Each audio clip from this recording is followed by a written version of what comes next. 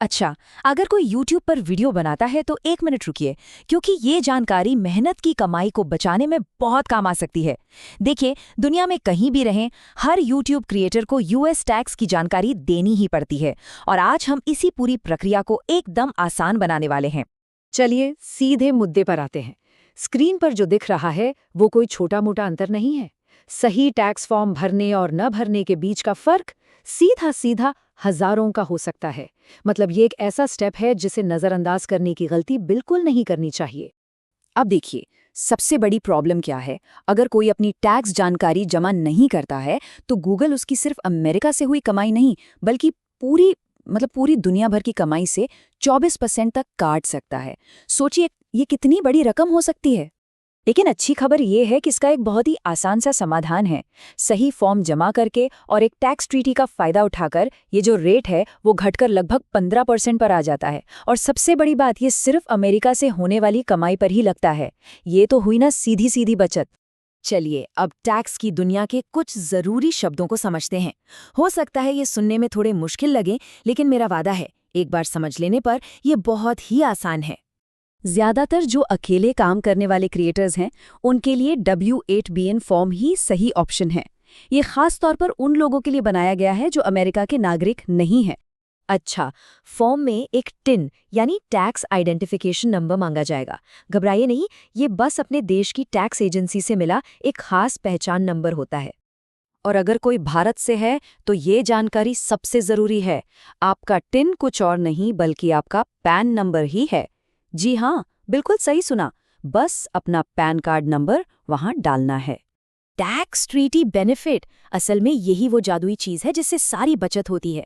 ये अमेरिका और भारत जैसे देशों के बीच एक तरह का समझौता है जो क्रिएटर्स को कम टैक्स रेट का फायदा उठाने की इजाजत देता है। तो अब जब हम इन शब्दों को समझ गए हैं, तो चलिए देखते हैं कि असल में ये फॉर्म भरना कितना ही आसान है। और सबसे अच्छी बात पता है क्या है? इसके लिए कहीं और जाने की जरूरत ही नहीं है। ये पूरी प्रक्रिया आपके अपने एडसेंस अकाउंट के पेमेंट सेक्शन में ही पूरी हो जाती है, जो कि एक जानी पहचानी जगह है। देखिए, ये सब बस इन 5 आसान स्टेप्स में हो जाता है।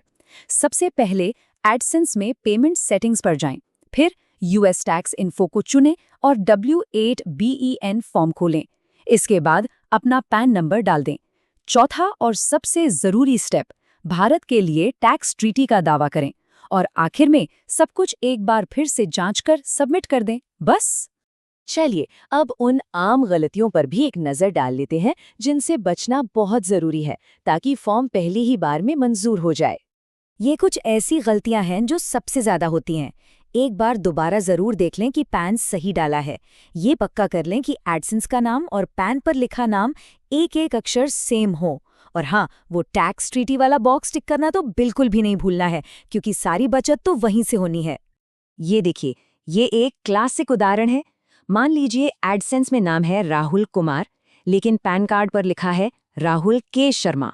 अब सिस्टम के लिए ये एक बहुत बड़ी गड़बड़ी है और फॉर्म खारिज हो सकता है। इसलिए यहाँ एक एक डिटेल पर ध्यान देना बहुत जरूरी है। अगर कभी इन रिव्यू या डिक्लाइंड जैसा स्टेटस दिखे तो टेंशन लेने की जरूरत नहीं है। ये काफी आम बात है। इसका सीधा सा मतलब है कि गूगल को जानकारी पक्की करने के लिए कुछ और डॉक्यूमेंट्स चाहिए, जैसे कि पैन कार्ड की एक कॉपी।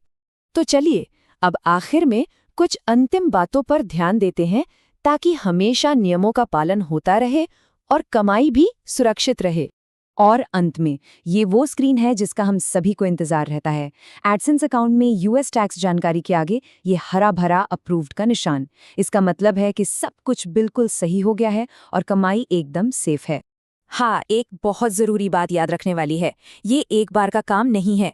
फॉर्म जिस साल जमा किया जाता है उसके बाद 3 और सालों तक ही वैलिड रहता है। तो बेहतर है कि कैलेंडर में एक रिमाइंडर सेट कर लिया जाए, ताकि समय खत्म होने से पहले इसे रिन्यू किया जा सके।